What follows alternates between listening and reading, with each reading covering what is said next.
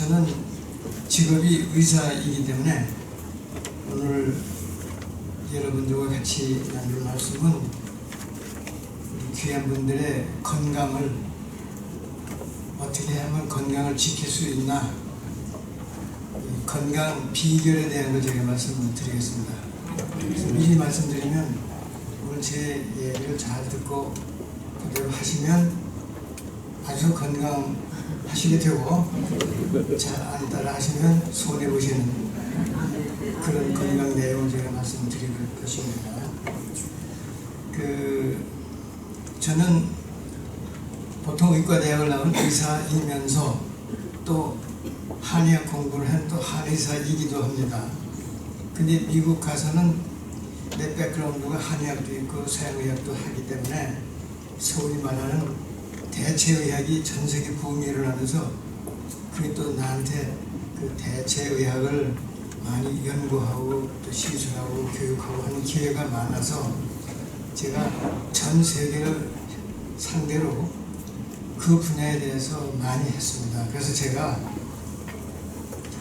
이 세계 침술학회 회장도 했고 세계 대체의학회 회장도 하고, 지금도 저는 전 세계 무대로 이렇게 계속 강의도 하고 학생이나 교수들이 많이 찾아오고 교류하는 그런 위치에 있으면서 이 서양의학과 동양의학과 대체의학을 다 한데 합친 통합의학이라는 것을 이제 하면서 이 서울에 있는 차의과대학에 세계 최초로 통합의학 대학원이 만들어졌고, 제가 거기서 10여 년 동안 그 대학원장으로 하면서 많은 또 통합의학 석사, 박사를 키워냈고 지금도 계속 강의를 하고 있습니다. 제가 왜 이 얘기를 하는가 하면은 그 서양의학과 동양의학과 대체의학 그 모든 데서 뽑아낸 그 결정체, 아주 골수만 뽑아서 건강의 비결을 종합을 했더니 거기서 골자가 한 5개로 딱 추려지면서 이것을 하면은 우리가 건강하게 되고 또 건강이 더 증진이 되는 비결이 되겠구나 하는 게 있어서 그것을 정리해서 오늘 내가 5가지를 다 소개해 드릴 거고, 오늘 강의가 끝나면 끝나는 즉시부터 그걸 다 하십시오 하는 부탁도 드리면서 제가 강의를 하겠습니다. 우리가 보통 인사할 때 뭐 오래오래 사십시오 뭐 그렇게 인사하잖아요. 근데 영원히 사십시오 그런 인사는 안 해요. 그리고 오래 살려는 건 결국은 죽는다는 얘기를 포함하는 뜻이거든요. 결국은 죽을 거지만 살 때까지 오래 사는 말이 그 속에 숨어 있는 거예요. 결국 죽는다는 얘기죠. 영원히 살려는 인사는 안 하지만 그냥 오래 사십시오 하는 게 인사인데, 또 우리 인간이 가지고 있는 가장 큰 욕망이 살겠다고 하는 거고, 그걸 건강하게 오래 살겠다고 하는 그런 욕망이 들어있어요. 근데 우리 의사들은 그런 생명을 매일 다루는 직업이잖아요. 그러다 보니까 생명에 대한 아주 신비스러움을 많이 체험을 해요. 우선 우리 모두가 내 자신이 하나의 생명체로 지구에 살고 있다는 자체가 엄청난 기적이거든요. 그러니까 우리는 이 기적의 덩어리가 매 순간을 기적의 생활을 하고 있는 거죠. 근데 우리는 또 그런 그 생명을 대상으로 이렇게 늘 다루는 직업이다 보니까 일반 사람들이 또 경험 못하는 특별한 그 신비스러움을 느껴요. 이제 몇 가지 예를 들게요. 제가 이제 경험했거나 바로 옆에 있었던 일 중에, 그 미국에 제가 오래 살던 곳은 필라델피아인데, 거기에서 어떤 그 35살 된 가정주부, 32살 된 가정주부가 머리를 다쳐서 식물인간이 됐는데, 이 식물인간이 돼서 이분에게는 아주 이 기록이 없었던 기록적이고 기적적인 일이 생겼어요. 첫째, 식물인간으로 그렇게 오래 사는 사람이 없는데 이분은 35년 동안 죽지 않고 살았어요. 식물인간으로. 근데 두 번째 기적은 35년 동안 식물인간으로 있다가 깨어났어요. 근데 세 번째 기적은 35년 동안 식물인간으로 있으면서 하나도 안 늙었어요. 그래서 32살 그대로 그 모습을 깨어났는데 정신이 말짱하게 깨어났어요. 그래서 3년 연상인 남편은 35살 때 그 일이 생겼고 35년이 지나니까 지금 나이가 70이 됐는데 마누라가 없어서 그런지 다른 70살보다 훨씬 더 늙은 할아버지가 마누라가 깨어났다고 그러니까 헐레벌떡 달려가서 그 부인을 감격스럽게 손목을 잡고 병원 침상에 앉아있는 사진이 찍혀서 전 세계에 보도된 적이 있고 그 사진이 우리나라에도 그 일간 스포츠지에 난 적이 있어요. 이만하게 그 사진을 보면은 하얀 할아버지가 32살 된 아가씨 손목을 잡고 있어요. 3살밖에 차이가 안 나지만 한 사람은 전혀 안 늙었거든. 근데 제가 말씀드리려고 하는 거는 이렇게 우리 눈앞에 이런 환자도 있구나. 35년 동안 하나도 안 늙은 사람이 있지 않나. 그러면 그 사람 몸에서 무슨 일이 생겼길래 하나도 늙지를 않았나. 그게 지금 우리 연구의 대상이에요. 항노화다 뭐다 하면서 도대체 안 늙는 이유가 무엇일까? 그걸 연구를 해요. 저도 이제 항노화 연구소에 연구를 많이 하는데 그 연구 대상이에요. 우리 몸에 무슨 일이 생겼길래 늙지를 않았나 연구하고 있어요. 근데 또 우리를 괴롭히는 거는 그 반대 현상이 있어요. 제가 보는 어떤 환자는 8살 난 어린아이인데 8살 프로제리아 조로병이라고 하는 병이 걸린 어린아이인데 8살인데 그 생기면 모든 모습이 80세 훨씬 넘은 할아버지 모습이에요. 전부 쭈글쭈글 주름살 잡히고 대머리 되고 그냥 완전히 80세 넘은 할아버지의 모습인데 8살밖에 안 나거든요. 이거는 병이에요. 조로병, 빨리 늙는 병. 1년에 10년 이상씩 늙어요. 프로제리아라는 병이거든요. 자, 이런 환자도 우리 눈앞에 있거든요. 자, 이러다 보면 또 이 어린 아이한테는 또 무슨 일이 생겼길래 이렇게 1년에 10년씩 늙어갈까? 그러니까 우리 몸 안에는 자동차의 엑셀러레이터나 브레이크처럼 빨리 늙게 하는 무엇이 있고 안 늙게 하는 무엇이 있다. 그걸 어떻게 조절하는 것이 있으면은 좀 이렇게 우리의 건강도 조절이 되지 않을까. 이게 우리 지금 연구하고 있는 연구 중에 하나예요. 또 몇 가지만 더 예를 들게 신비스러운 일을. 또 하나는 이런 게 있어요. 사람이 죽으면요 의사가 확인해요. 이 사람 죽었다 안 죽었다. 그 확인하는 게 뭔지 아세요? 뭐 이렇게 꼭 무슨 뇌파를 찍고 뭐 심전도를 찍고 그거는 그런 게 다 있진 않잖아요. 그렇기 때문에 의사가 임상적으로 봐서 죽었다고 하는 거는 눈동자를 보고 해요. 눈동자에다가 불을 탁 전지를 비치면 이 눈동자에 그 까만 자위가 있고 그 안에 동공이 있잖아요. 그 동공이 우리 몸에서 제일 많이 이렇게 자주 변하는 게 동공이에요. 가만히 앉아 계셔도요, 깜빡깜빡 할 때마다 그게 사이즈가 이렇게 많이 변해요. 그리고 또 그 감정의 상태에 따라서 그 동공이 많이 변해요. 그러니까 예를 들면은 놀라면 동그래지고 또 기분 좋아도 이렇게 동그래지고요. 눈이 풀렸다고 그러죠. 눈이 동그래지니까. 근데 또 화가 나고 그러면 또 뾰족해서 동그래져요. 쪼그매지고. 그래서 이렇게 그 좋은 일이 생기면 눈 동공이 커지고 싫고 뭐 그러면 이렇게 쪼그매지고. 그래서 나 같은 전문가는 그 사람을 여기 마주하면 금방 알아요. 저를 좋아하는지 싫어하는지. 눈동자 사이즈가 금방 말해주거든요. 근데 사람이 죽으면요, 불을 플래시를 탁 비치면 이게 이렇게 동공이 만약에 커진 채로 꿈쩍도 안 해요. 보통 사람은 불을 비치면 이렇게 예외 없이 오므라들어요. 지금 의식이 없는 사람도 아직 생명이 붙어 있으면 불을 탁 비치면은 꽉 오므라들어요. 의식이 없어도. 근데 죽은 사람은 이게 이렇게 커져서 꿈쩍도 안 해요. 그래서 의사들이 눈을 이렇게 뒤집고 탁 비춰보고 이렇게 커져서 꿈쩍도 안 하면 이게 죽었다. 그래놓고 그 시간을 적어요. 2시 32분 사망. 그럼 그 사망 시간이 되거든요. 그렇게 의사가 죽은 걸 확인하고 시체실에 옮기죠. 근데 그런 사람 중에 시체실에 들어가 있는 시신이 몇 시간이 있다가 또는 그 다음날 부시시 일어나는 수가 있다. 이게 이제 우리들한테도 그 미스터리한 거예요. 죽은 걸 확인했는데 그렇게 깨어나는 수가 더러 있어요. 뭐 우리나라도 몇 달 전에도 부산에서 그런 일이 있어서 또 신문에도 나고 여러 일이 있었지만 그렇게 깨어나는 수가 있어요.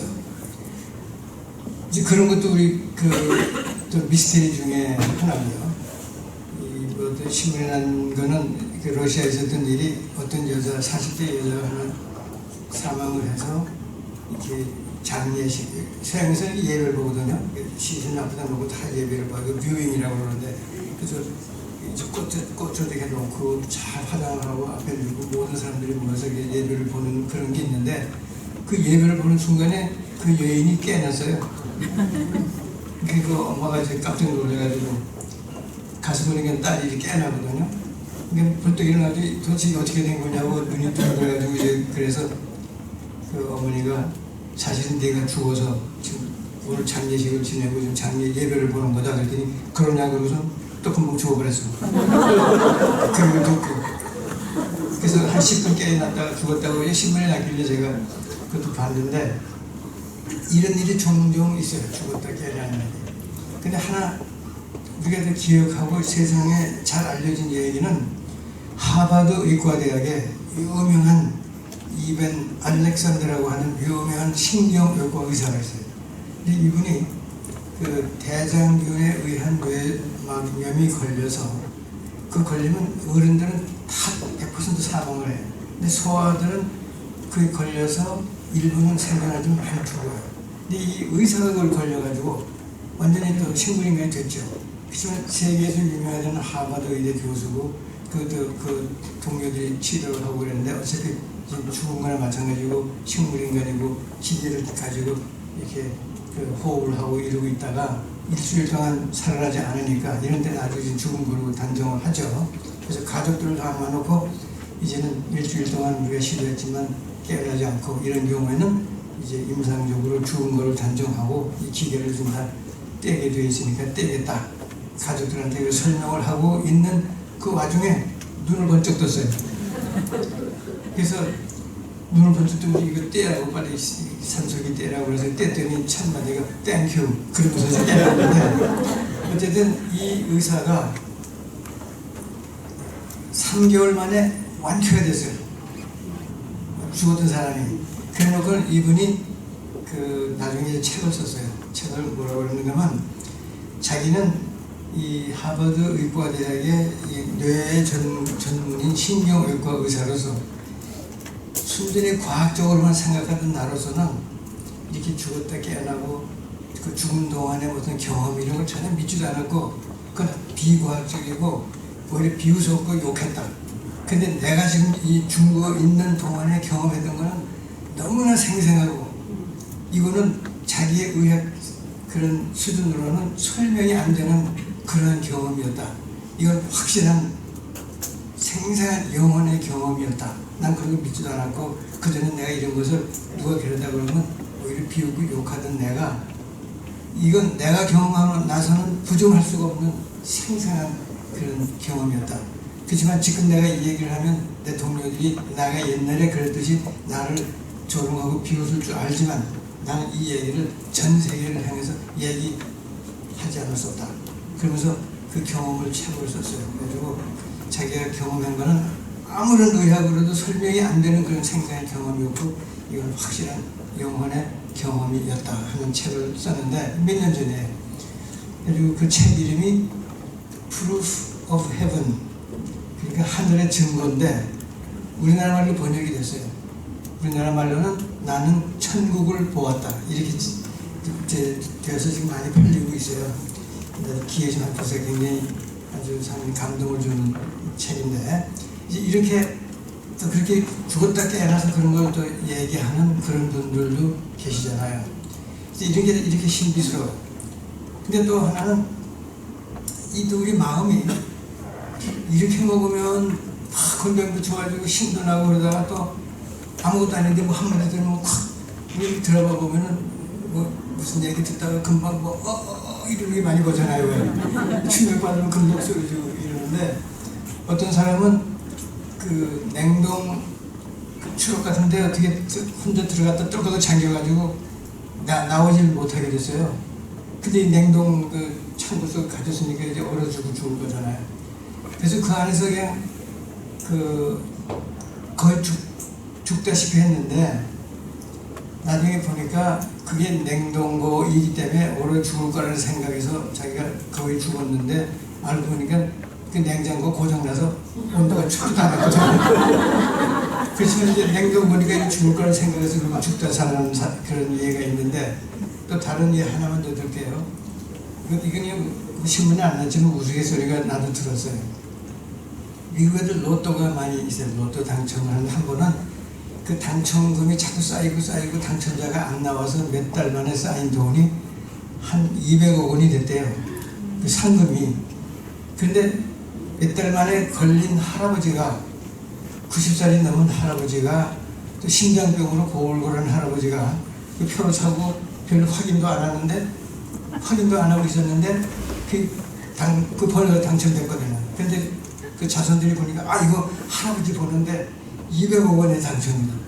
근데 쫓아가서 할아버지가 지금 200억 원 당첨자야 그러면 또 쇼크받아 돌아가시면 어떡해. 심장병도 나쁜데 심장병도 있는데. 그래서 식구들이 이거 어떻게 하면 할아버지한테 그 건강을 해치지 않고 소식을 전할까 의논하다가 좋은 방법이 있다. 그 할아버지 치료를 해주는 심장내과 의사한테 가가지고 그 얘기를 좀 해달라고 그러면 안전하게 소식을 전해주실 거 아닌가. 그래서 굿 아이디어다. 그래서 심장내과 의사 할아버지 불렀어요. 할아버지 보고 할아버지 심장이 나쁘시니까 내가 좋은 얘기를 하든 나쁜 얘기를 하든 단단히 마음을 잡고 계셔야지 쇼크받으면 위험하십니다. 그러니까 마음의 준비를 단단히 하세요. 그러니까 할아버지가 무슨 얘기를 하려고 그러는지 모르지만 난 준비됐으니까 빨리 얘기해. 그래서 이제 의사가 할아버지가 이제 그렇게 부르니까 의사가 그랬어요. 그러니까 이 할아버지가 지금 200억 원의 로또에 당첨이 되셨습니다. 그랬더니 할아버지가 손 빼고 치면서 이렇게 신날 때가 있나. 내가 200억 원에 하는 상금을 이렇게 타다니. 그리고 이걸 내가 엔조이 할 수 있는 거는 선생께서 내 심장을 잘 치료해 준 덕분이고 이건 뭐 공짜로 생긴 거고 그러니까 내가 감사의 뜻으로 그 반을 뚝 잘라서 선생 당신에게 드리겠소 했더니 의사가 죽었대.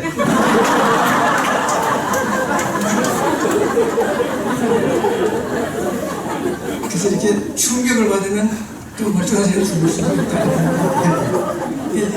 우리의 건강이라든 몸이라는 건 참 여러 가지로 신비함이 많아요. 그래서 이런 신비한 생명을 가진 우리 모두가 도대체 이 생명을 그런 몇 년을 가지고 있는 게 정상인가. 그래서 그거를 우리가 병도 안 걸리고 사고도 안 났는데 자연스럽게 우리 생명을 지키고 있다가 죽는 그 수명을 자연수명이라고 해요. 그래서 자연수명이 몇 년인가. 지금 학자들의 정설은 120년이에요. 그러니까 우리는 120년이 살도록 돼 있어요. 그 프로그램 돼 있어. 그러니까 120년을 못 살면 억울한 거예요. 왜냐면 우리한테 주어진 생명이 120년이니까. 근데 그게 생물학적으로도 의학적으로 연구된 결과에 의하면요, 모든 동물, 우리 특히 포유류 동물은요, 성장기에 5배를 살아요. 성장기에 다. 그러면 이 성장하는 기간이 10년이면 50년, 이제 1년이면 5년. 근데 우리 인간은요, 한 24살까지 어딘가가 아직도 성장하는 데가 있어요. 근데 24세가 넘으면 아무 데도 성장하는 데가 없어. 성장이 마무리돼요. 그러니까 성장이 마무리되는 기간이 24년이니까 5배를 하면 120이 돼요. 120. 그래서 그게 생물학적인 얘기고, 우리 성경에는요, 창세기 6장 3절, 나중에 찾아보세요. 창세기 6장 3절에 보면은 하나님께서 이제 그렇게 말씀을 하셨어요. 이 우리 인간들에게는 그 하나님의 신이 들어와 있어요. 나의 신이 너희들한테 있는데 그 나의 신이 영원하지 않으리니 그들이, 우리 인간들이 육신이 되리라. 육신을 가지고 있기 때문에 영원하지는 않다. 그러나 우리 속에 하나님의 신이 들어있다는 거예요. 그러나 육신을 가지고 있기 때문에 영원하지는 않다. 그러나 그들의 날은, 그들의 수명은 120년이 되리라. 딱 못 박아 있어요, 성경에. 창세기 6장 3절에 딱 너희들의 생명은 120년이니라 하고 못 박아 있어요. 그러니까 이게 많은 증거가 120년이 우리에게 주어진 생명이에요. 그래서 그걸 120년의 생명을 우리가 지키기 위해서 그러면 뭘 어떻게 해야 되느냐? 그래서 그걸 지키기 위해서 우리는 해야 되는 게 있어요. 해야만 되고 해서는 안 되는 게 있는데, 문제는 사람들이 해야 되는 걸 안 하고 해서는 안 되는 걸 하는 것 때문에 건강을 자꾸 망쳐서 120년까지 못 가는 거죠. 그래서 그걸 해야 되는 게 무엇이고 해서는 안 되는 게 무엇인가, 이제 이것들을 이제 종합을 해서 아까 그 모든 의학에서 뽑아낸 5가지를 정리했더니, 그걸 이제 5가지 제대로 하는 거. 제대로 해야 돼, 제대로. 그러니까 하는 건 제대로 해야 되고 하지 않는 것도 제대로 안 해야 되지. 한다고 하면서 제대로 안 하면 무효야. 오히려 또 해롭게 돼. 그러니까 많은 사람의 실수는 뭘 한다고 하는데 제대로 안 하는 거예요. 좋다고 먹는데 제대로 안 먹고, 좋다고 운동을 하는데 제대로 안 하는 거. 이게 문제죠. 그래서 이걸 건강의 5정법, 제대로 한다. 그래서 5가지는 정식, 제대로 먹기, 제대로 운동하기, 제대로 잠자기, 제대로 숨쉬기, 제대로 마음 쓰기. 요게 5가지. 그래서 정식, 정면, 정동, 또 숨쉴식, 정식, 그다음 마음, 정신. 이제 요 5가지를 제가 하나씩 해서 풀어서 말씀드릴 건데, 우선 먹는 거, 정식. 그럼 제대로 먹는 게 뭐냐? 이 정식은요, 그냥 그 어떻게 먹는다는 게 많이, 뭐 이렇게 먹으라 저렇게 많이 있죠. 가장 중요한 거 하나를 딱 집어서 하려면 골고루 먹어야 돼요. 골고루. 뭐 무엇이 좋다 무엇이 좋다 골고루 먹어야 돼요. 왜냐면 우리 몸에 그걸 필요로 하기 때문에. 그래서 세계 영양학자들이 모여서 전 세계에서 가장 우리를 건강하고 장수하게 만드는 음식이 무언가를 이렇게 일종의 투표처럼 해가지고 뽑아본 게 있는데, 세계에서 장수식 제1등으로 뽑힌 게 대한민국의 비빔밥이에요. 그 이유가 첫째, 우리 몸이 필요로 하는 영양분이 골고루 다 들어있어요. 비빔밥 안에는. 그리고 그 안에는 5가지 맛, 오미가 다 들어있어. 심지어 5가지 색깔, 오방색이 다 들어있어.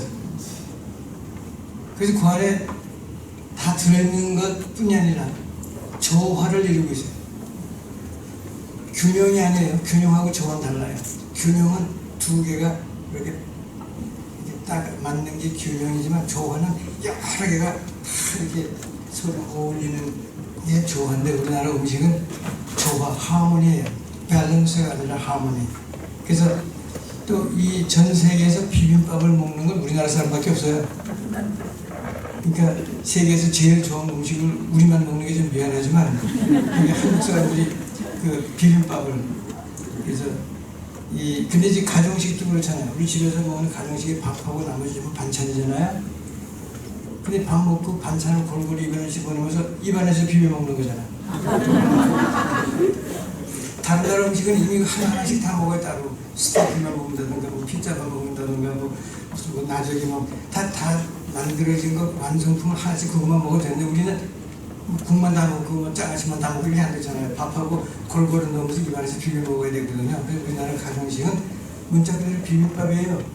그래서 우리나라가 이제 비빔밥이고, 그래서 또 그 비빔밥을 먹기 위해서 사용하는 기구도요, 또 우리나라가 독특해요. 전 세계에서 이 밥 먹는 기구가 포크, 나이프, 젓가락, 스푼 이런 거잖아요. 근데 이 서양에서는 이 칼, 쇠술하고 먹잖아요. 칼을 옛날에 이 수렵생활 할 때 동물을 잡아서 빙빙 돌려서 구워 먹다가 기기다란 나무 꼬챙이를 이렇게 찍어서 큰 칼로 이렇게 해서 고기 덩어리 먹던 것이 점점 식탁에서 뭐 이렇게 작은 걸로 하느라고 쇠술을 먹고 칼을 먹는 게 됐고, 우리 동양에서는 이 젓가락하고 스푼인데, 우리 한중일만 비교해봐도 그래요. 다 젓가락 쓰지만 중국과 일본과 한국의 젓가락이 좀 달라요. 스푼도 다른 거예요. 근데 특히 스푼 보세요. 서양의 스푼은 깊어요. 일본 식당에서 먹을 때 보면 괜히 깊죠. 중국 스푼도 길어요.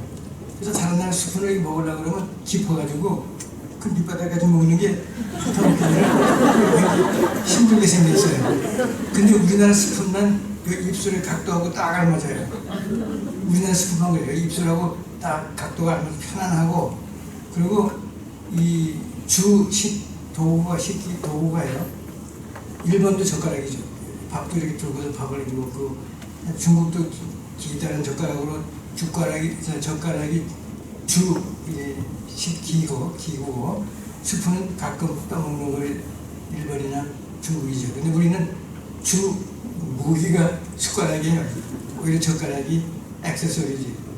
그러니까 세계에서 제일 좋은 음식을 이게 끄기도 좋고 뜨기도 좋고 비비기도 좋고 스푼으로 제일 좋은 걸 먹는 게 우리니까 이 세계에서 제일 좋은 건강식은 우리가 먹는데, 그래서 모든 걸 꼭 이렇게 비벼 먹으라는 뜻이 아니고요.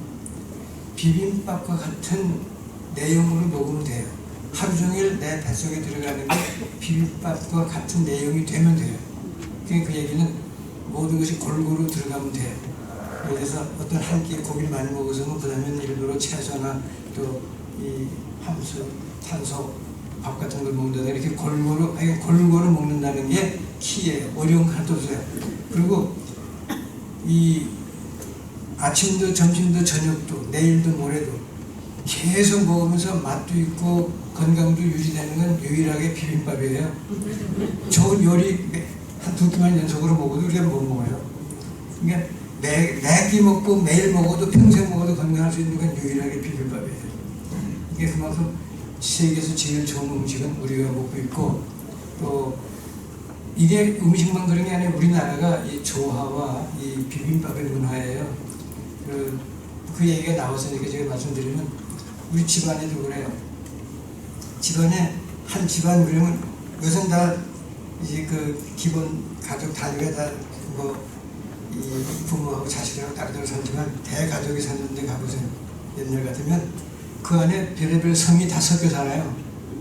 미국이나 다른 나라는 이렇게 일본도 그렇고 결혼하면은 여자들이 성을 다 바꿔요. 예를 들면 케네디 그러면요, 그 집안에 사는 집은 그 케네디 패밀리고 모든 사람이 케네디예요. 다. 그 시집가면 케네디 이름 바꿔야 되거든. 그래서 케네디 패밀리예요. 근데 우리나라는 시집을 가도 자기 성을 절대 안 바꿔요. 그러니까 성이 며느리가 다섯이면 성이 5개 이상이고요. 다 달라요. 그런데 차이가 뭐냐면 서양은 이름을 바꿔도 실제로 그 집 식구가 안 돼요. 케네디가의 시집간 며느리가 케네디 사람이 안 돼요. 근데 우리나라 사람은 성은 안 바꿔도 그 집 식구가 돼버리는, 그래서 서로 같이 아주 조화를 이루는. 그러니까 비빔밥이 섞어서 다른 게 되는 게 아니고 콩나물은 콩나물대로 도라지는 도라지대로 시금치대로 그대로 존재하면서 조화를 이루는, 그게 바로 우리 문화의 특징이에요. 그래서 그 예를 다 들 수는 없어요. 우리나라 문화, 말도 그렇고 습관도 그렇고 음식이 다 그런 조화를 음식으로 하는 거기 때문에. 그러나 이 시간에 기억하실 거는 음식에 대한 거는 골고루 자주시하는 것이 있어서는 안 되는 키예요. 비빔밥은 계속 잡수는 거는 절대로 비만이 안 돼요. 비만이 될 수가 없어요. 그래서 그 음식에 대한 건, 정식에 대한 거는 골고루 잡수실 것. 두 번째는 정동, 운동이에요. 운동도 역시 우리가 가지고 있는 모든 근육을 골고루 움직여주는 그런 조화를 이루어야 되는 운동인데, 우리 몸의 어딘가는 모든 사람이 가지고 있는 운동 부족인 부위가 있어요. 모든 사람이 거기가 운동이 부족이에요. 심지어 운동하는 사람들도 상대적으로 거기에 운동 부족인 부위가 있어요. 근데 바로 거기가 어디냐면 모든 사람이 공통돼요. 운동 부족인 부위. 바로 여기 가슴팍이, 날개 쭉지, 등 뒤, 이 상체 여기가 운동 부족이에요. 그 이유는 다른 부위는 다 계속 걸어다니고 움직이면서 다 쓰는데 이 부위는 네 발로 다니는 이런 동물들은 엄청 많이 쓰는 근육이잖아요. 네 발로 다니니까. 근데 우리가 이 직립을 서서 다니면서 상대적으로 제일 안 쓰는 근육이 돼버렸어요. 여기가. 그렇기 때문에 상대적으로 다른 부위와 이렇게 비교해서 운동이 부족인 상태로 되어 있어요. 늘. 그래서 어린아이건 어른이건 노인이건 등 주물러주고 어깨 주물러주고 시원한 이유가 그 운동 부족이 돼가지고 항상 거기가 그 혈액순환이 잘 안 되거든요. 그래서 그걸 이렇게 깐난애기들도 여기 이렇게 해주면 좋아하고 뭐 할아버지 할머니도 어깨 주물러드리면 참 좋아하잖아요. 그게 항상 운동 부족인 부위거든요. 그래서 이 운동 부족인 부위를 살짝 운동을 해주는 요령이 필요해요. 그래서 요 운동을 해주기 위해서 우리 연구를 했는데, 어떤 직업을 가진 사람이 가장 장수하는 걸 연구한 것 중에 오히려 뭐 씨름 선수나 레슬링 선수나 뭐 마라톤 선수나 모든 운동 선수들이 장수하지 않아요. 운동할 때 근육이 이렇게 힘이 세도 얼마나 오래 사느냐를 연구한 거 보면 오래 살지 않아요. 장수하지 않아요. 근데 직업 중에 장수하는 직업이 지휘자들이에요. 설치 운동을 많이 하거든요. 그러니까 그렇다고도 우리 그 좋다고 밤낮들이 이러고 없으니까, 그래서 이 상체 운동을 하는 요령이 있어요. 그래서 바로 이 운동이 오늘 우리 예배가 끝나면 다들 그때부터 하세요 하는 운동인데, 이 상체 운동을 하기 위해서 이렇게만 하면 돼요. 손을 이렇게 앞으로 나란히 한 자세에서 이렇게만 하면 돼요. 그 다음에 양쪽으로 이렇게 하고서, 근데 이거는 이 목 아래와 가슴 뒤 여기를 운동시키는 거기 때문에 팔을 쫙 펴고 이렇게 해야지. 이렇게 하고 손목만 이렇게 하면 쫙 펴고 아래로 이렇게. 이 속도는 대부분 이 정도면 돼요. 하나, 둘, 셋, 넷, 다섯, 여섯, 일곱, 여덟, 이런 속도로 하면 돼요. 그러면 하루에 얼마면 되냐? 지금 한 2, 3분, 그럼 한 2, 300분 되거든요, 이게. 또 아침에 한 2, 300분, 또 오후에 한 2, 300분, 저녁에 한 2, 300분. 그럼 합해서 한 10분도 안 되는 시간에 한 1000번 되는데, 그것만 하면 아마 오늘 하시면 오늘 당장 느껴요. 얼마나 기분이 좋고 소화도 잘 되고 뭐 잠도 잘 오고 상당히 좋아요. 그걸 하면 하루 10분만 투자하시면 돼요. 그래서 이거는 뭐 누구랑 같이 뭐 만나서 약속하고 뭐 또 도구를 가지고 뭐 돈을 가지고 그냥 아무 데서나 할 수 있잖아요. 이게 이제 나는 습관이 돼가지고요. 그냥 아침에 일어나서 거울 앞에서 심지어는 난 사무실에서 일하다가도 잠깐 일어나서 뭐 이렇게 하기도 하지만, 엘리베이터 타고 있다가 아무도 없으면 나 그 속에서 나와서 이렇게 습관이 됐어요. 그래서 이거는 아무 도구도 필요 없고 아무 데서나 할 수 있는 그런 운동이니까 꼭 하시길 바라고, 이걸 하게 되면은 우선 당장 도움이 되는 게 기분 좋고 소화도 잘 되고 혈액순환도 잘 되고 좋지만, 우선 누구나가 한 번은 반드시 걸릴지 모르는 오십견 같은 게 절대 안 걸려요. 옆구리 결리기 이런 거 잘 안 생기고, 또 뭐 잠을 잘못 자는지 이러고 사는 게 일이 안 생겨요. 그래서 우선 당장 그런 도움이 우리한테 많이 되는 거고요. 그래서 운동 중에 하나만 더 이제 추가로 말씀드리면, 이게 날개질 운동, 또 하나는 전신을 부들부들 떨면 굉장히 좋아요. 근데 전신을 부들부들 떠는 것도 요령이 있어야지 비 맞은 개처럼 떨 수 있어요. 그래서 그 전신을 떨어주기 위해서 일단 자세를 이렇게 무릎을 좀 구부리고, 이렇게 쭉 팔도 늘어뜨리고, 입도 한 반쯤 벌리고, 그리고 아래 위로 빠른 속도로 이렇게 하면 전신이 떨려요. 전신이 떨리는데 그게 굉장히 좋은 거예요. 특히 내장 안에 뱃속의 내장까지 흔들리죠. 굉장히 좋은 거예요. 내장까지 흔들리게 하는 운동. 그래서 이걸 부들부들 떠는 운동, 그것도 많이 할 필요는 없어요. 그것도 몇 분씩만 이렇게 딱딱 하면 되는데, 이건 좀 남북이 그러니까 혼자 계실 때만 하고, 이건 아무 데서 해도 되고. 그래서 이 두 가지는 몇 분 안 되는 운동이고 가장 좋은 운동이기 때문에 이 두 가지는 꼭 매일 하세요. 그걸 하면 그만큼 우리가 느끼고 좋으니까요. 그래서 두 번째 운동. 세 번째 잠자기, 정면. 잠자는 데도 요령이 있어요. 이제 모든 사람은 태어날 때부터 리듬이 있어요. 각자가 두 가지, 크게 나는 두 가지 형태가 있는데, 아침 일찍 일어나고 뭐 아무리 저거 해도 그때 일찍 저녁 눈이 떠지고 일찍 일어나야 되고, 근데 그런 사람은 저녁에 저녁만 먹으면 금방 졸려요. 손님들이 앞에서도 그게 자기 습관이 그런 사람이 있어요. 그런데 그런 사람은 아침에 일찍 일어나게 되고 저녁에 일찍 자야 돼. 이제 그게 종달새형이에요. 일찍 일어나기 일찍 자는 거. 근데 반대로 올빼미형이 있어. 그런 사람들은 또 밤 10시, 11시, 12시 되면서 점점 말똥말똥해져. 오히려 새벽 1시, 2시 되면 말똥말똥해져. 근데 아침에 9시, 10시가 돼도 일어나기 싫어해. 그게 올빼미형이에요.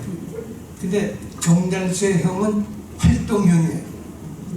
오히려 그 활동적이고, 그래야지 거기 리듬에 맞춰야 자기 건강에도 좋고 일도 성공하고 모든 게 좋아요. 근데 올빼미 형들은 이 창의적인 사람들이에요. 그래서 뭘 생각하고 창의적인, 예를 들면 예술가들, 음악가들 이런 사람들은 전부 올빼미 형들이에요. 밤에 다 작업을 해요. 시도 쓰고 소설도 쓰고 그림도 그리고 작곡도 하고 대부분 사람은 올빼미 형들이야. 그래서 어떤 형이 좋다고 하냐, 자기 리듬이 있기 때문에 가능한 한 거기에 맞춰서 자는 게 그게 우리 건강에 좋고요. 그리고 잠을 충분히 우리가 못 자면은 그 낮에 낮잠을 요령껏 자면서 메꾸면 돼요. 그래서 그 낮에 낮잠은 짧게 자야 돼요. 아주 짧게 3분.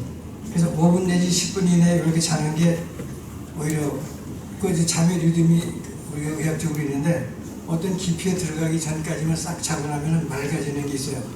그래서 우리가 짧게 자면 되는데, 예를 들면 이렇게 설교 같은 걸 듣다가 재미없어서 잠깐 조는 거, 그런 게 요령이에요. 그리고 잠깐 자는 게 오히려 맑아지고 좋죠. 그래서 지금 일본에서 퍼지고 있는 운동 중에 하나는 하루에 3시간 자기 운동. 3시간만 자고 나머지는 남들 자는데 뭐 하면 굉장히 생산적이잖아요. 그래서 근데 그건 훈련을 해야 돼요. 그 훈련은 잠자는 훈련이 아니라 잠자는 건 3시간만 자. 근데 낮에 한 번 또는 몇 번을 짧게 자는 훈련을 해요. 나 좀 자야지. 그러면 딱 맘먹고서 이렇게 한 3분이고 5분 동안 탁 자고서 깨. 근데 그거를 되풀이해. 오전에 한 번, 오후에 한 번 또는 한 3번 정도 이렇게 하면은 8시간 잔 거와 마찬가지 효과로 머리가 맑고, 예, 아무런 문제가 없어요. 그래서 그렇게 성공한 분들이 많이 있고 하루에 3시간 자는 분들이 있어요.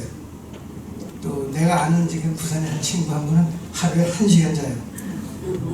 건강해요. 지금 60대인데 지금 한 40대도 안 돼 보여. 얼마나 건강한지 몰라. 딱 1시간 자는데도 그런 사람도 있어, 훈련하니까. 그래서 이 잠은 면역력의 축적과 면역력이 자는 시간에 축적이 되며 우리 정신 에너지의 축적이에요. 육신의 에너지는 먹는 걸 통해서 축적이 되지만 정신 에너지는 잘 때 축적이 되고 면역력도 잘 때 축적이 돼요. 그래서 우리가 잠을 못 자면 머리의 기운이 떨어져요. 멍해지고 정신이 맑아지지가 않죠. 우리 밥을 안 먹으면 기운이 빠지듯이 이렇게. 그래서 잠은 그렇게 규칙적으로 충분히 자되 부족하면 낮잠을 잘 잘 것. 하나 더 중요한 건 꿈잠을 자야 돼요. 꿈을 안 꾸면 우리 연구에 의하면 꿈을 안 꾸면 정신병 걸리고 죽어요. 꿈을 안 꾸면. 그럼 또 그 얘기를 듣는 거는 나 꿈 안 꾸는데 그런 느끼시는데 사실은 꿈을 기억을 못하는 거지 꿈 안 꾸는 사람은 아무도 없어. 모든 사람이 평균 2시간 내지 2시간 반에 꿈을 꿔요. 토막토막토막을 꿈을 꿔요. 근데 그것이 이 의식의 수준에서 깊숙한 데서 잠이 들면은 거기서 일어나는 꿈을 기억을 못하는데 깊이 잠이 안 들었을 때는 이 꿈이 일어나는 게 의식을 탁탁 건드리면서 기억이 되기 때문에 꿈을 많이 꾼 것처럼 기억을 하면서, 그래서 그렇게 깊이 못 자는 사람들은 아침에 뭐라 그러면 그냥 꿈은 많이 꿨는데 피곤하다고 그러는 거예요. 깊은 잠을 못 잤기 때문에. 그래서 그건 깊이 못 자서 그렇지 꿈은 누구나 다 꾸는 거예요. 근데 그 꿈은 어차피 꾸는 건데 어떤 의미에서는 잠자는 건 꿈꾸기 위해서 잔다고 해도 과언이 아니에요. 근데 꿈의 질이 좋아야지. 꿈의 질이 나쁘면, 질이 나쁘다는 건 꿈속에 밤낮 두들겨 맞고 도망가고 그 꿈속에 혈압 올라가지 가슴 뛰지 오히려 건강이 굉장히 나빠요. 그래서 꿈의 질이 좋아야 되거든요. 그래서 꿈의 질이 좋으려면은 잠들기 전에 준비를 잘 하셔야 돼요. 그러니까 잠자리 들어서 그 잠들기 전에 아주 좋은 생각, 그 언제적 생각이 좋은 생각을 하거나 좋은 음악을 듣거나 명상을 하거나 제일 좋은 건 기도죠. 기도를 하거나 이런 것이 잠으로 이어지면 대부분의 꿈의 내용이 굉장히 좋아요. 근데 그렇지 않거나 막 치고받고 막 이런 영화보다 자면은 밤에 막 꿈에 난박한 것도 있고 뭐 이렇게 되거든요. 특히 뭐 스포츠 보고 막 신나서 막 이러다 자면은 꿈이 또 난폭해져요. 그래서 그 자기 전에 그런 준비를 하고 자면은 양질의 꿈으로 이어지기 때문에 요새는 그 훈련을 했더니 좋은 꿈 꾸다가 깨면 아쉽잖아요. 그래서 잘 기획을 하면 2부까지 계속 꿀 수가 있어요. 요새는 그런 훈련도 돼 있어요. 그래서 이 꿈도 하나의 건강법으로 지금은 연구가 돼 있고 이게 꿈 잠자는 방법도 이 건강법 중에 하나인데 우선 요거만 하면 돼.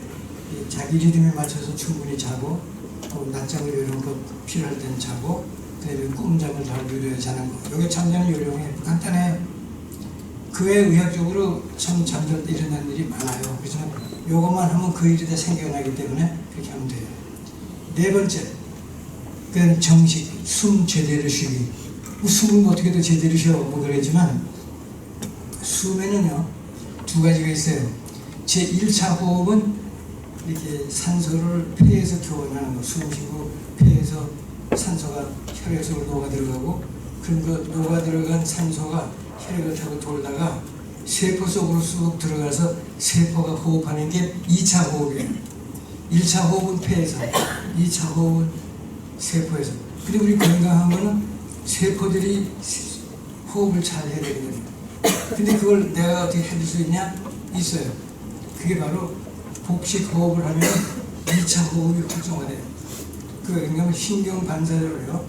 이 흉곽에 있는 흉곽압이 이렇게 포지티브, 양압, 음압으로 이렇게 변하는데 이게 음압 쪽으로 갈수록 신경 반사로 말초 혈관이 확대되면서 혈액이 쭉 깊이 이 세포나 조직 속으로 들어가요.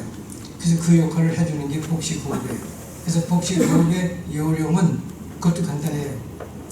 이 공기는 폐밖에 안 들어오지만 마치 이 공기가 배로 들어가는 것처럼 배를 이렇게 훌렁 내밀면서 숨을 깊이 내쉬고 들이쉬고 쭉 들이신 다음에 내쉴 때는 들이쉴 때는 코로 쉬고 내쉴 때는 입으로 휘파람 부는 것처럼 입을 오므리고 천천히 이렇게 불어야 돼요. 이거 입술로 이렇게 휘파람 부는 것을 하는 이유가 의학적으로 있어요. 그냥 하는 게 아니라 천천히 내불어야 돼. 이렇게.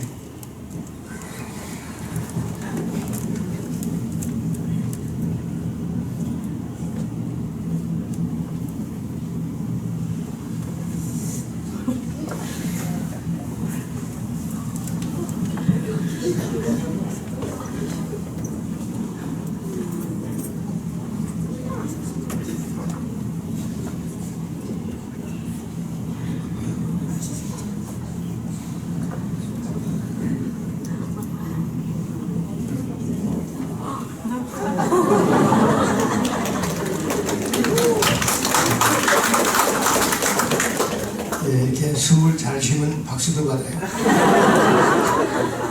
근데 그러면 이 세포가 산소를 쭉 흡입하는 그런 좋은 효과가 있기 때문에 건강이 굉장히 좋아요. 그래서 이걸 꼭 입술을 오므리고 하는 게 간단하잖아요. 코로 들이쉬고 입술로 쭉 내쉬고.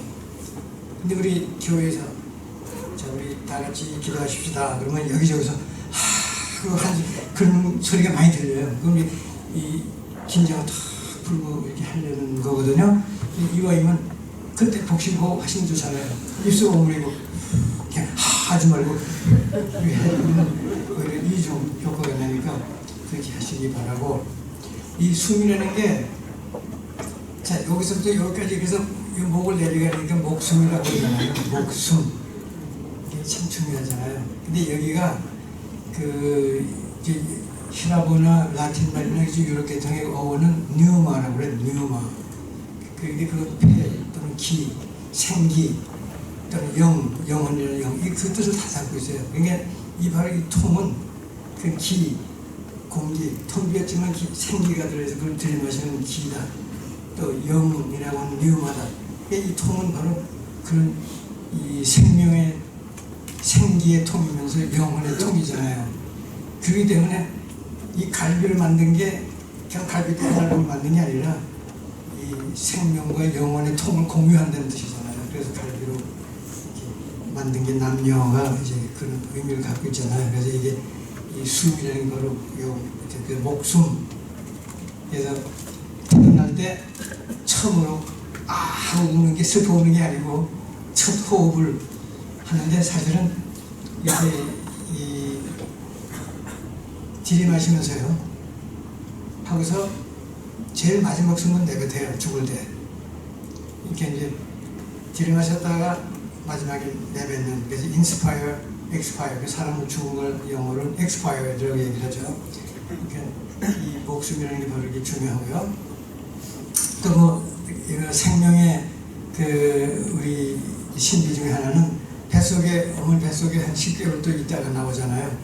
근데 그것도 우리의 생명으로 그것도 나이를 치는 게 한국의 습관밖에 없어요. 한국 사람만이 그것도 나이를 치기 때문에 우리나라 사람들은 태어나자마자 1살이에요. 그래서 한국 나이는 그래서 뱃속에 있는 나이를 쳐서 1살이 되죠. 다른 나라는 그런 게 없어요. 우리나라는 뱃속에 있는 것도 1살로 쳐서 태어나자마자 1살. 그것도 또 하나의 생명의 나이에 해당되는 게 우리나라 습관이고요. 어쨌든 그 호흡은 복식 호흡을 그 틈틈이 그런 시간이 안 나는 사람이 어디 있어요? 잠깐 앉아서 2, 3분 또 차에 앉아 있을 때, 또 버스 타고 있을 때, 전철에 타고 있을 때 그런 시간이 얼마든지 나요. 하루에 몇 번만 하면 그렇게 좋은 거예요. 그래서 꼭 복식 호흡은 하시길 바라고요. 마지막으로 정신, 마음 다스리기. 이 상당히 중요하죠. 마음 다스리기. 사실은 우리 건강은 마음 먹기에 달려 있어요. 우리 사람들은 참 먹는 걸 좋아하는데 나이도 먹는다고 그러죠. 욕도 먹죠. 골탕도 먹죠. 애도 먹죠. 근데 이 더위도 먹고 먹는 게 엄청 많아. 근데 마음도 먹어. 마음 먹게 달려. 근데 그게 다 먹는다는 거는 우리 몸에 영향을 주는 걸 다 먹는다고 해요. 그 욕 먹는 것도 몸에 영향을 줘요. 더위도 먹고 골탕도 먹고 마음도 먹고. 그래서 이 마음 먹기에 딸렸어요. 우리 건강은. 그러니까 예를 들면요, 좋은 예가 있어요. 어떤 약이 하나 새로 나오면 반드시 거치는 실험이 있어요. 어떻게 하냐면 이제 그 예를 들어서 허리 아픈데 먹는 좋은 약이 새로 나왔다. 그럼 실험을 할 때 여러 가지 실험 중에 반드시 거치는 게 이제 예를 들면 200명의 환자를 모아요. 새로 나온 좋은 허리 아픈데 먹는 약이 나왔는데 그것 때문에 고생하는 분들은 오면은 우리가 무료로 치료를 해준다. 그런데 이거는 하나의 실험이기 때문에 오히려 돈까지 준다. 그러면 이제 많은 분들이 와요. 그럼 200명을 상대로 실험을 하잖아요. 근데 실험을 어떻게 하냐면 200명을 다 섞어서 반으로 나눠요. 한 100명에게는 지금 새로 만든 약을 줘요. 다른 100명에게는 그 약하고 똑같이 생겼지만 약 성분이 하나도 안 들은 밀가루 덩어리죠. 근데 누가 어떤 약을 먹는지 먹는 사람도 몰라야 되고 주는 사람도 몰라요. 뒤에서 실험하는 사람만 다 표시를 했기 때문에 누가 무슨 약을 먹었는지 다 알게 되지 주는 사람도 모르고 먹는 사람도 어떤 게 진짜인지 가짜인지 모르고 먹게 실험을 해요. 다 먹은 다음에 이제 분석을 하죠. 그러면 진짜 약을 먹은 사람, 나은 사람, 그럼 예를 들면 뭐 85%가 나았다. 근데 관심 있는 건 우리 실험의 이유는요, 약 성분이 하나도 안 들은 가짜 약을 먹은 사람의 반응이에요. 약 성분이 하나도 안 들어서 가짜 약이죠, 밀가루죠. 근데 그 사람들이 한 35%가 나아요. 가짜 약을 먹었는데 안 아파요. 그래서 그 효과를 우리가 플라시보 효과, 위약 효과 그렇게 불러요. 이제 그것을 플라시보 효과라고 하는데 굉장히 중요한 현상이에요. 그래서 그러면 그 가짜 약을 먹었는데 나는 사람을 따로 마서도 연구를 해봐요. 그랬더니 공통점이 있어요. 이거를 먹는 사람들은 공통점이 하나가 이 약을 먹으면 틀림없이 날 거라고 하는 확신을 가진 사람, 그 믿음이 있는 사람은 그 반응이 있지만 그런 믿음이 없는 사람에게는 그 반응이 안 생겨요. 그 약에 대한 믿음이 없다고 부작용이 생기는 건 아닌데 약 효과가 안 먹고 나는 효과는 안 생긴단 말이에요. 안 먹고도 그 약 효과가 나는 것이 플라시보 효과인데 그게 한 35% 생겨요. 근데 그런 사람을 또 계속 연구를 해봤더니요, 몸 안에서 통증을 없애주는 호르몬, 엔돌핀 같은 게 또 잔뜩 나와 있어. 그러니까 이 약을 먹으면 틀림없이 날 거다 하고 확신을 가진 사람에게서는 몸에서 통증을 없애주는 호르몬이 쓱 나와서 진짜로 없애주는 거예요. 그러니까 몸이 스스로 낫게 하는 효과가 나타나요. 그런 이것 때문에 나을 거다 하는 확신을 갖게 되면 그런 효과가 나요. 근데 그런 믿음이 없으면 그런 효과는 안 생겨요. 그렇기 때문에 이게 바로 마음 먹으면 그렇게 변한다는 얘기고, 그런 걸 플라시보 효과라고 해요. 그래서 근데 이게 믿는 게 낫기를 바람이 아니야. 바람 가지고 그 효과 안 생겨요. 100% 순수한 믿음이 있어야 돼. 이것은 날 거라고 하는 순수한 믿음이 있을 때는 그 효과가 나타나지, 낫기를 바라는 건 절대로 그런 거 안 나요. 그래서 이 순수한 믿음이라고 하는 거는 그렇게 중요한 거예요. 그래서 이 플라시보라고 하는 건 굉장히 중요한데, 그래서 이 마음의 효과, 그래서 지금 모든 병하고 연결되는 게 스트레스가 있잖아요. 그 스트레스가 지금 엄청나게 우리에게 모든 나쁜 영향을 주는데, 그것도 이게 긍정적인 생각을 할 때는 스트레스가 다 해소가 되거나 없어지는데, 부정적인 생각을 하게 되면 스트레스의 반응이, 그래서 스트레스라고 하는 것은 스트레스 자체는 문제가 안 돼요. 스트레스가 크고 작은 거는 내가 그 스트레스에 대한 반응을 크게 하느냐 작게 하느냐가 차이지, 스트레스 자체는 아무런 문제가 안 돼요. 아무리 커도요, 내가 그거 무시해버리고 나한테 내가 반응을 안 하면 그 스트레스는 아무것도 아니에요. 제로예요. 스트레스는 작아도 내가 그거에 대한 반응을 크게 하면 스트레스는 큰 거예요. 그러니까 바로 그 스트레스에 대한 반응이 어떠냐. 그래서 스트레스는 그건 따지고 보면 보약이에요. 왜냐면 스트레스가 없으면 사람이 오히려 병나고 죽거든요.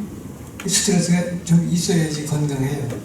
예를 들면요, 그 어물전에 살아있는 고기를 파는 데 한번 지나가다 보세요. 특히 미꾸라지 이런 함지에다 담아놓고 물 속에 미꾸라지 수십 마리 왔다 갔다 하죠.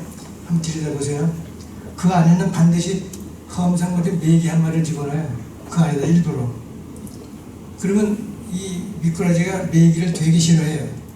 그래서 메기는 슬슬 왔다 갔다 산책을 하는지 몰라도 미꾸라지들은 그 피하느라고 정신이 없어요. 스트레스를 엄청 받아. 근데 그 옆에 통에는 메기를 안 넣어. 그러나 같은 수와 같은 물을 미꾸라지를 넣어놓잖아요. 비교해보면은 미꾸라지 메기를 넣은 통보다 안 넣은 통에 미꾸라지들이 한두 시간 먼저 죽어요.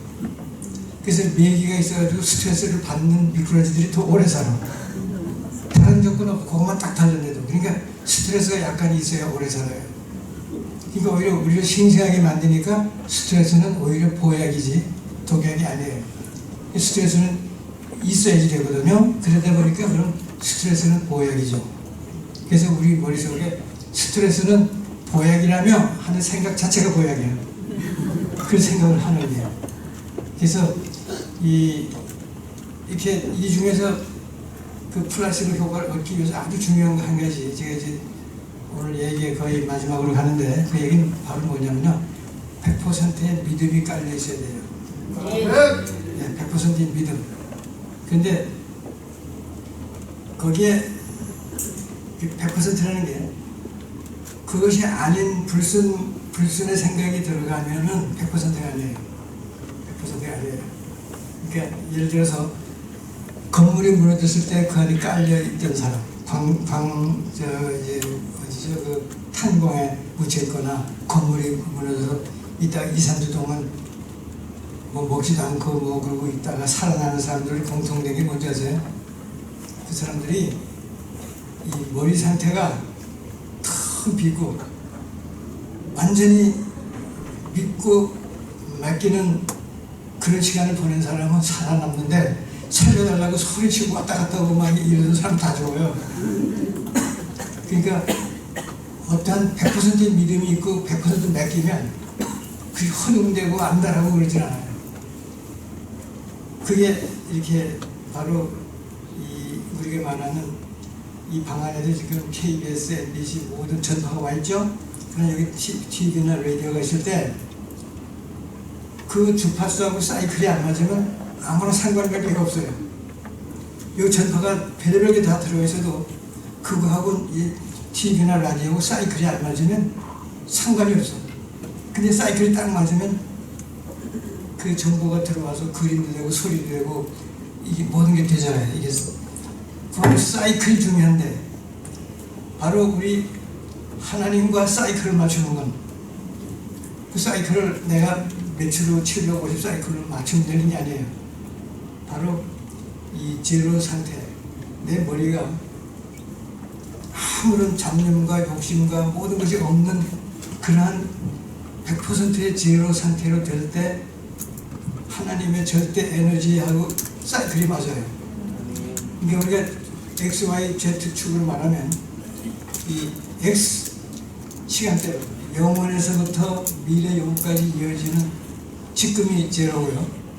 공간을 말하면 우주 저 갤럭시로 대우주가 있지만 그 안에 이 Y축에 여기가 중심이고요. 인간들이 쫙 깔려있지만 인간들 속에 내가 그 중심에 있죠. 그 때문에 X, Y, Z 축 중에 그 제로는 시간과 시간 사이를 시간, 공간과 공간 사이를 공간, 사람과 사람 사이를 인간, 그게 중심이 바로 제로예요. 아무것도 없는 제로. 거기에 내가 집중이 되어 있을 때는 내 속에 아무 생각도 없어. 욕심도 없고 뭐 바램도 없고 미움도 없고 두려움도 없고 후회도 없는 그런 상태가 됐을 때 나하고 하나님과의 사이클이 맞는 거예요. 그 점에 있다 보니까 지금 여기 나의 딱 포커스가 맞다 보니까 영혼과 영혼, 무궁과 무궁 모든 인간 사이에 연결이 되는 고점이 내가 와 있거든요. 바로 그게 하나님의 사이클이기 때문에 그래서 우리의 생활은 또 연결되면 그런 상태가 됐을 때 우리 몸에서 가장 그 생명력이 활성화되고 치유력이 맥시마이즈 극대화돼요. 이게 연구된 거예요. 그런 상태로 되어 있을 때 우리 몸에서 치유력이 극대화가 돼요. 아주 최대로 커져요. 그 때문에 그 상태를 만드는 게 우리 건강의 비결인데 바로 그 하나님의 에너지와 사이클을 맞추는 게 우리 기도잖아요. 그렇기 때문에 항상 쉬지 말고 하나님에게 사이클을 맞춰라. 그게 바로 이 쉬지 말고 기도하라. 그 얘기는 항상 하나님에게 사이클을 맞추고 있어라. 그런 뜻이죠. 그렇게 하다 보면 이 모든 것이 하나하나가 기적이고 살아있는 것부터 한순간도 숨지는 것까지가 기적이고 감사할 수밖에 없어요. 그래서 고맙다고 그러는 건 우리는 무엇을 어떻게 됐을 때 거기에 대한 고마움을 우리가 감사라고 많이 생각하지만 원래 감사라고 뜻은 이제 영어로 appreciate라고 그러는데 appreciate 그거는 있는 그대로 받아들인다는 뜻이에요. 그 원래 감사라는 건 바로 그런 뜻이에요. 있는 그대로 받아들여. 나쁜 건 나쁜 그대로 받아들이고 좋은 건 좋은 그대로 받아들여. 그래서 미국 사람들은요, 이제 높은 사람한테 와서 밑에 사람이 엄청난 불평을 해요. 뭐 이게 말이 됩니까? 저거 이건 고쳐야 된다 막 그럴 때 I appreciate 그런 말 많이 써요. 그 appreciate가 감사하다는 뜻인데 미국 사람은 I appreciate 네가 말한 그대로 받아들인다 그런 뜻이에요. 근데 그게 진정한 감사예요. 꼭 나한테 고마운 일을 해서 그 고마운 걸 느끼는 게 아니라 있는 그대로 받아들이고 그대로 맡기는 이게 appreciate거든요. 그런 의미에서 우리가 모든 일에 감사하게 되고 하나님에게 사이클을 맞추고 그러다 보니까 모든 거에 감사하게 되니까 저절로 기쁨이 우러나오죠. 그러다 보니까 결국 키가 그거야. 이 저절로 항상 기도하고 즉 하나님에게 포커스를 맞추고 24시간 꿀 안고 눈 감고 미사역을 써가면서 입으로 기도하는 기도가 그래서 항상 기도하는 게 쉬지 말고 기도하는 게 일도 안 하고 뭐 아무것도 안 하고 앉아서 그거 그렇게 하는 뜻이 아니에요. 하나님에게 포커스로 사이클을 맞추고 24시간 살려는 얘기죠. 그렇게 하려면 모든 것을 받아들이는. 우리가 이제 의학에서 그 최면술을 할 때요, 이 사람이 최면술 잘 걸리나 안 걸리나 실험하는 거 어떻게 하는지 아세요? 눈을 이렇게 하얗게 뒤집으라고 하는데 눈이 하얗게 뒤집히는 사람일수록 최면술 잘 걸려요. 그걸로 테스트하지만 또 하나 테스트가 앞에다 세워놓고요.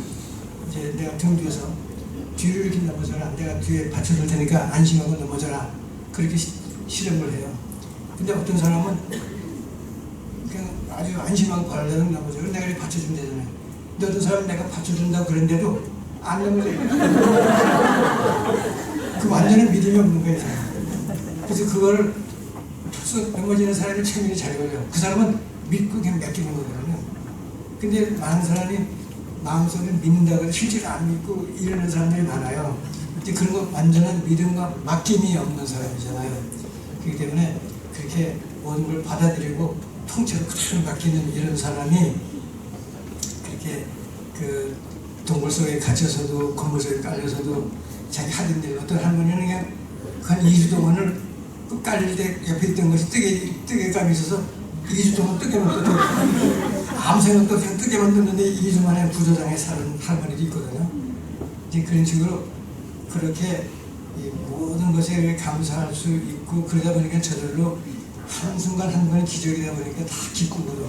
그렇기 때문에 항상 기뻐하고 또 쉬지 않고 기도하고 모든 일에 감사해라. 그리고 그 다음 구절이 더 중요하잖아요. 이것이 바로 예수를 믿는 너희들에게 향한 하나님의 뜻이다. 그러니까 하나님이 이게 내 뜻이야 하고 한 것이 거기 요약이 되어 있거든요. 그러니까 우리가 할 일은 바로 그럴 수 있어야 진정한 믿음이 싶어요. 항상 기뻐할 줄 알고 항상 기도하고 그냥 포커스를 하나님에게 사이클을 맞추고 모든 일에 감사할 줄 아는 게 바로 이게 하나님의 뜻이기도 하지만 또 생명을 주신 하나님께서 우리의 건강을 최대한으로 유지하고 120년까지 이제 살도록 하는 그런 지혜와 방법이 성경 안에도 있고 이런 데 주신 거기 때문에 그래서 오늘은 우리가 모두가 이 자리에 계신 분들은 120년 이상 다 사시길 바라고 그래서 오늘 만나뵈서 반갑고 다들 건강하시길 바라고 따뜻하게 가끔 뵙기를 바라면서 저희 얘기는 여기서 마치겠습니다. 감사합니다.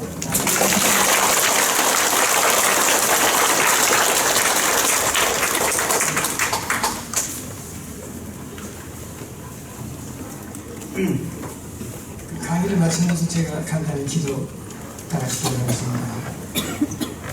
은혜로우신 하나님, 저희들에게 귀한 생명을 주시고 이런 삶을 이 땅에서 누리게 해주신 은혜 감사합니다.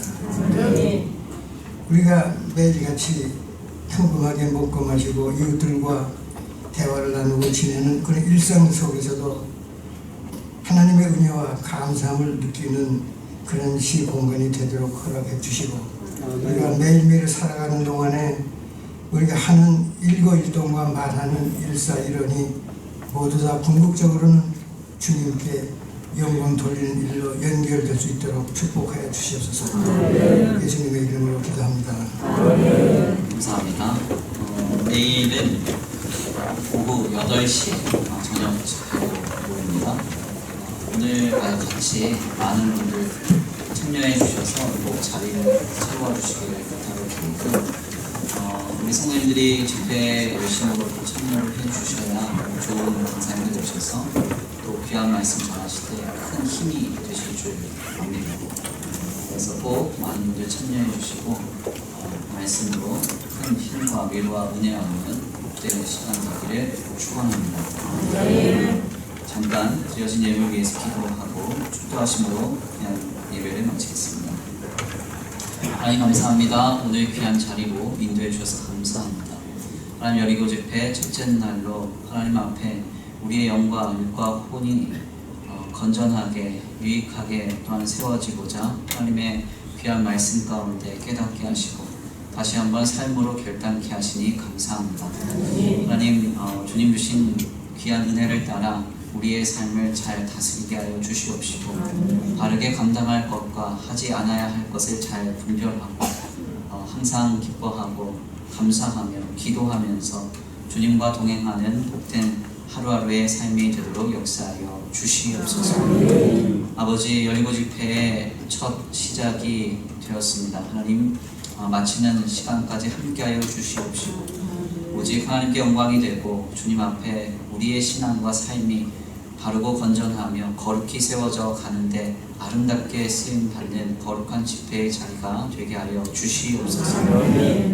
귀한 예물 주님 앞에 올려드립니다. 이 예물 쓰여지는 곳곳마다 영혼과 생명이 살아나게 하시고 하나님의 나라를 위해서 주의 복음을 위해서 가장 먼저 쓰임받는 복된 예물 되게 하여 주시옵시되 하늘의 신령한 목과 땅의 기름진 복으로 드려진 손길 위에 복 내려 주시옵시고 아버지, 세상과 사람의 경영받지 아니하고 오직 하늘로부터 공급받는 복된 귀한 가정과 생업 되도록 역사하여 주시옵소서. 도우실 줄 믿고 감사함을 올려드리오며 사랑과 은혜가 많으신 우리 주 예수 그리스도의 이름으로 감사하며 기도 올려드립니다.